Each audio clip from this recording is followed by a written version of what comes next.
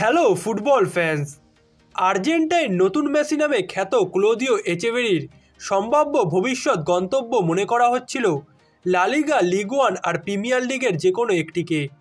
এর মধ্যে প্রিমিয়ার লিগে তার ব্যাপারে আগ্রহী ছিল দুটি দল, ম্যানচেস্টার সিটি ও চেলসি। শেষ পর্যন্ত ম্যানচেস্টারের ক্লাব সিটি হতে যাচ্ছে এচেভেরির পরবর্তী গন্তব্য। 17 বছর বয়সী এই আর্জেন্টাইন তরুণকে সিটির কাছে বিক্রিতে সম্মত হয়েছে রিভার প্লেট। তবে দুই ক্লাবের এই বেচাকেনা পর্বে আছে হুলিয়ান আলভারেজ মডেলের অনুসরণ।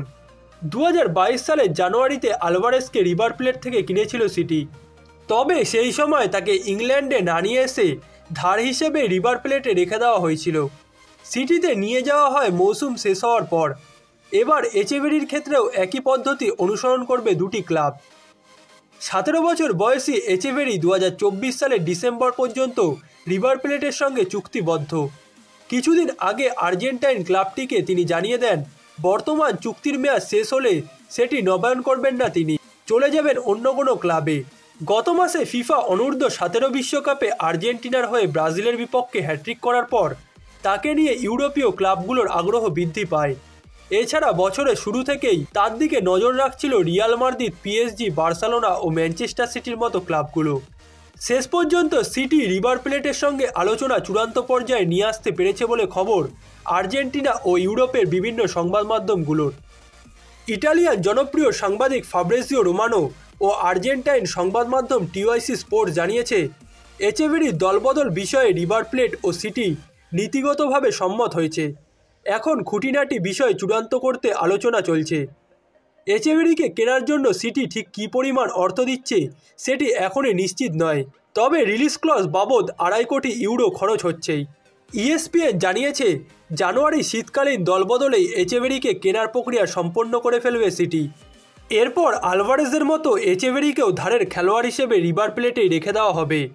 প্রিমিয়ার লিগে 2023-24 মৌসুম শেষ হওয়ার পর অথবা 2024-25 মৌসুমের মাঝপথে তাকে ফিরিয়ে আনা হবে। এর মাধ্যমে লাভ হবে তিন পক্ষেরই। বাজারে চাহিদা থাকা একজন প্রতিশ্রুতিশীল খেলোয়াড়কে কেনা নিশ্চিত হবে সিটির। রিভার প্লেট চুক্তির পুরোটা সময় খেলিয়েও বিক্রি বাবদ অর্থ পাবে, আর ভবিষ্যৎ গন্তব্য নিয়ে নিশ্চিত হয়েই নিজের বর্তমান ক্লাবে আরও কিছুদিন খেলে যেতে পারবেন এচেভেরি। এর আগে এচেভেরিকে দলে টানতে উঠে পড়ে লেগেছিল মেসির সাবেক ক্লাব বার্সেলোনা। নতুন মেসিকে দলে টানতে বার্সেলোনা 360 কোটি টাকা দিতেও রাজি ছিল, তবে এচেভেরিকে আর পাওয়া হচ্ছে না তাদের। ম্যানচেস্টার সিটি দলে ফেরাচ্ছে এই তরুণ মেসিকে। এচেভেরিও সেই সময় জানিয়েছিলেন যে বার্সেলোনাতে খেলতে চান তিনি, যেহেতু মেসিও বার্সেলোনায় খেলেছিলেন এবং এচেভেরি ছোটবেলা থেকে মেসি ভক্ত, তাই বার্সেলোনার জার্সিতেও খেলাটা তার স্বপ্ন বলে জানিয়েছিলেন তিনি। তবে আর্জেন্টাইন এই তরুণের বার্সেলোনায় খেলা না হলেও মেসির সবথেকে প্রিয় কোচের অধীনেই খেলতে নামবেন এচেভেরি।